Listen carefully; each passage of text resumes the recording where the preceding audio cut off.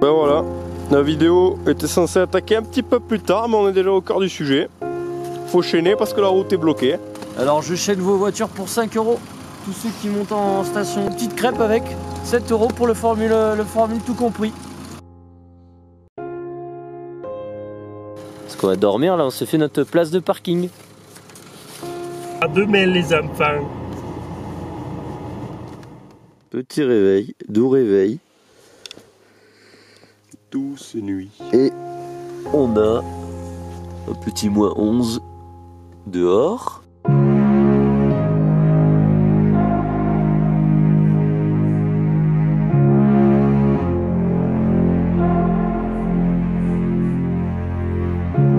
est parti depuis 30 minutes.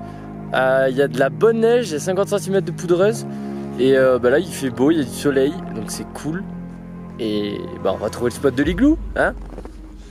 Qu'est-ce que t'en penses? Oui.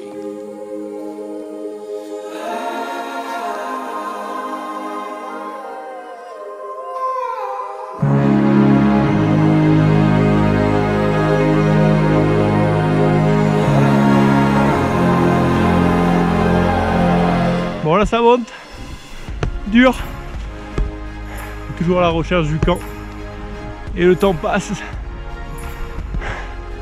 mais il y a énormément de poudreuse. Regardez où on arrive, allez moi ça si c'est pas beau. Après 4 heures de marche, on est arrivé sur le replat qu'on avait repéré au pied de l'Esséna, qu'on a trouvé un endroit plutôt cosy. Alors là c'est très simple, on va partir sur une technique inuite Qui consiste à prendre de la neige. avec le petit récipient que vous avez là. Ça fond beaucoup, hein. Ça fait 2-3 fois qu'on en remet. C'est vraiment de la poudreuse, donc il y a énormément d'air quoi. Ouais. Voilà à quoi ça ressemble une purée au truc de bœuf lyophilisé. Donc là on vient de finir de manger et on va commencer la construction de l'igloo. Ce qu'on a fait, c'est qu'on a pris la sonde qu'on a dans le kit avalanche, donc une pelle, une sonde, un détecteur de victimes avalanche, donc un Arva, enfin voilà, il y a plein de marques. Et là donc on a accroché à la sonde qu'on a plantée dans le sol à peu près au milieu une petite ficelle, et Loïc il est en train de faire le cercle. Donc là on aplanit, on a un tamiseur professionnel. Quelle grâce. Là Loïc il a commencé à faire 2 blocs qu'il est en train de tailler pour avoir une petite pente, et en fait on va les monter en spirale quoi. C'est ce qui permet d'éviter que quand il y a de l'inclinaison, ça tout se casse la gueule. Alors, construire un igloo à la mode Esquimau, c'est très compliqué, très long et très fatigant. Comme il est ardu à la torche. On a fini quasiment un tour. C'est un peu galère parce que la neige n'est pas super bien tassée. Du coup on s'est fait une petite carrière de neige. Il est 14h30, donc il va pas falloir qu'on tarde trop, mais bon il avance bien l'igloo, donc ça va, on est content. La neige il faut bien la tasser parce qu'elle est quand même bien poudreuse, donc avant d'avoir des gros blocs de 50 cm de côté, c'est pas évident. En fait le passage de la scie fait fondre la neige sur le dessus. Ça crée des petites gouttelettes qui permet à 2 blocs de se coller entre eux. Donc dès que vous posez le bloc, il ne faut plus jamais le retoucher. On est quasiment à la moitié, un peu plus de la moitié. Thibaut est en train de finir d'installer les blocs. Le soleil va pas tarder à se cacher. Regardez-moi cet igloo de qualité supérieure.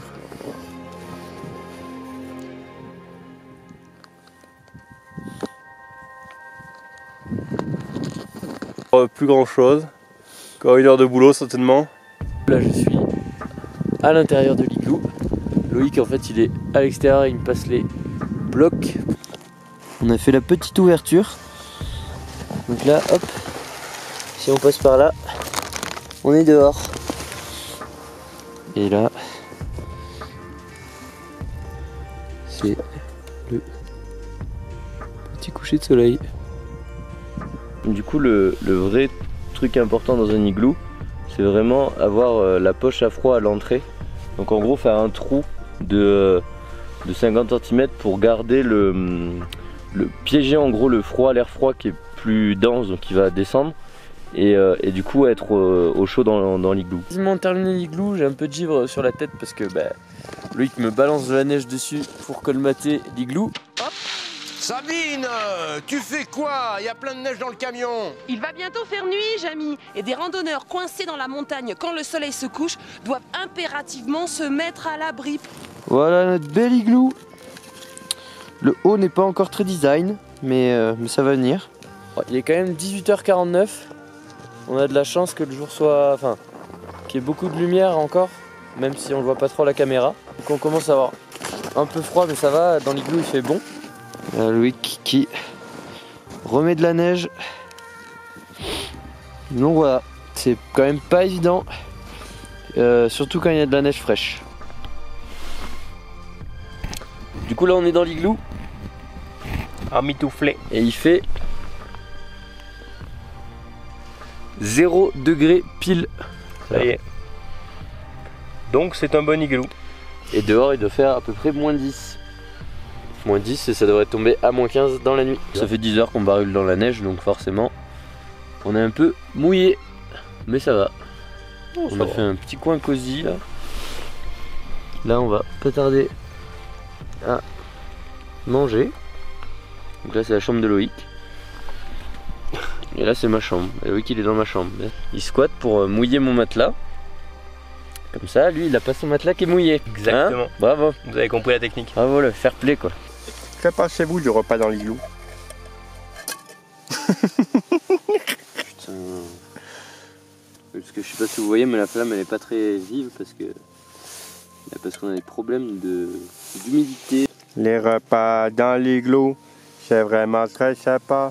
On sait pas ce qui se passe, mais on a le gaz qui est très très faible. Du coup, on attend. Et on attend. Et on attend. Et on a faim. Je la dalle. En fait, on a une espèce de petite flamme de merde.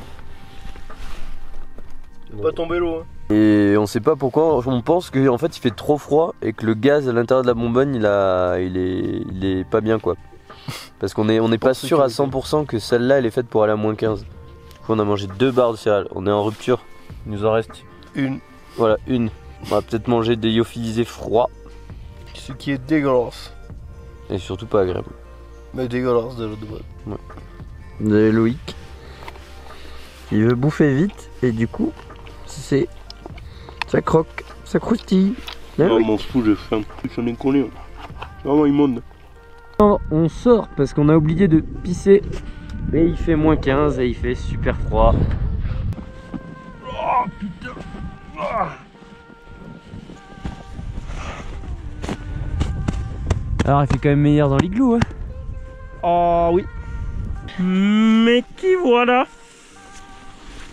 Regardez le petit asticot qui rentre dans l'igloo. Comme il a l'air heureux. Il y a mes affaires qui tombent dans le trou là. Putain, il m'a manié. Ça me casse les couilles. Parce qu'en fait, son tapis, comme on peut le voir, devait être là-bas. Et il est là, parce qu'en fait il glisse, c'est un peu en pente. Là vous avez le corps de lâche qui essaye de s'introduire dans le duvet, dans cette pente incroyable. C'était assez intense pour se mettre en place. Voilà, regardez le petit setup, on est bien. La petite bougie pour vérifier le taux d'oxygène pour pas mourir comme des cons. Le bonne nuit et à demain.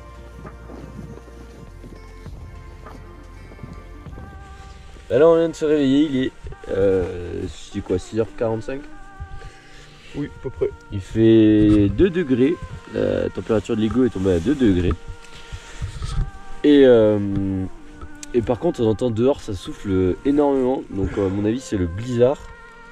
Et là Loïc, petit débrief de cette nuit. J'ai envie de faire pipi depuis 3h du matin. Je vais me pisser aussi.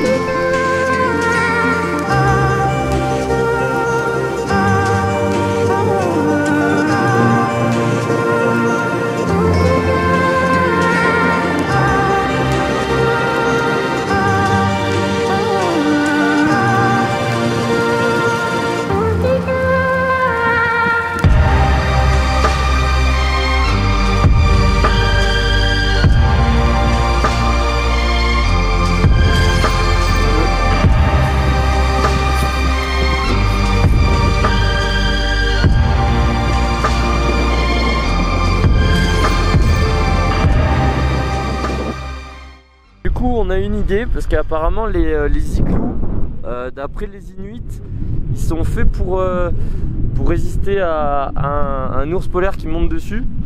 Et comme on n'est pas des ours polaires, enfin on n'a pas la masse des ours polaires, on a eu une petite idée pour tester la solidité de l'igloo. Round 1.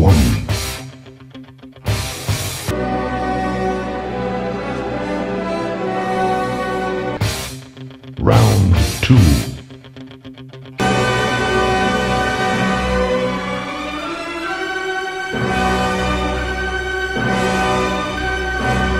Round 3.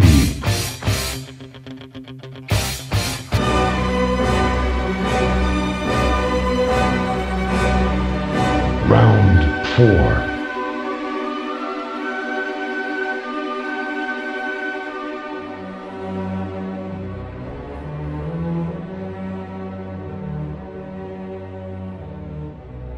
Fin de vidéo sur les ruines de l'ancien igloo. On espère que ça vous aura plu. Nous on s'est bien amusé. Si vous avez aimé, allez liker la page Facebook, abonnez-vous à la chaîne et à très vite pour de prochaines aventures. Ciao. Voilà.